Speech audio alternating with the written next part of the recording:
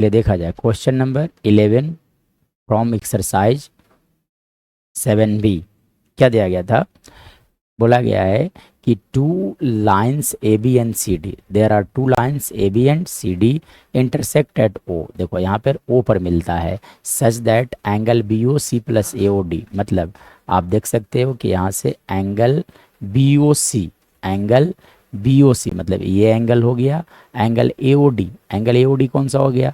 E angle हो गया। ठीक है ना, दोनों का सम दिया गया 280 degree as shown in the figure, find all four angles. तब ऑल फोर एंगल्स के बारे में बोला गया है।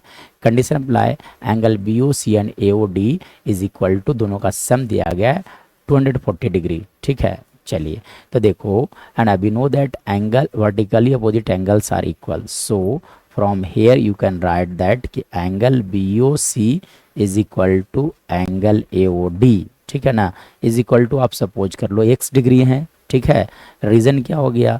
Vertically opposite angles are equal. Now according to question, what we have been given, angle AOC plus angle AOD that is equal to 280 degree. सो ये भी x डिग्री है, ये भी x डिग्री होगा, that is equal to 280 degree लिखा जा सकता है। मतलब यहाँ से आप लिख सकते हो 2x इक्वल टू 280 डिग्री। सो आपका x का वैल्यू आ जाएगा 140 डिग्री आ गया। नाउ मतलब x का नहीं, मतलब कौन सा? एंगल BOC, एंगल BOC आ गया आपका 140 degree, that is equal to also AOD, ये भी आ गया आपका 140 डिग्री। मतलब ये जो आप एंगल देख रहे हैं वो 140 डिग्री होगा, साथ साथ ये भी एंगल हो गया आपका 140 डिग्री हो जाएंगे। अब देखो तो ए बी एक स्ट्रेट लाइन है, here you can see that A B is a straight line. ठीक है ना, here you can see that A B is a straight line. ठीक है, so A B is a straight line, is A B is a straight line.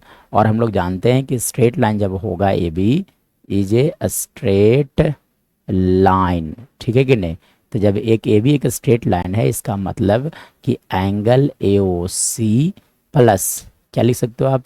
Angle A O C. देखो A B एक straight line है तो angle A O C plus angle B O C plus angle B O C that is equal to 180 degree. चलो अब ए O सी नहीं मालूम है तो ए ओ सी को ए ओ सी रहने दो, और angle B O C that is equal to 140 degree. So यहाँ पे आप लिख दो 140 डिग्री इजकल टू हो जाएंगे 180 degree. So you can write that A O C equal to 180 minus 140, this is equal to 40 degree. यानी कि आप AOC जो देख रहे हैं that is equal to 40 degree.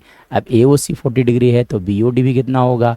40 degree होगा। सो है ना, angle AOC is equal to angle BOD is equal to कितना हो जाएगा?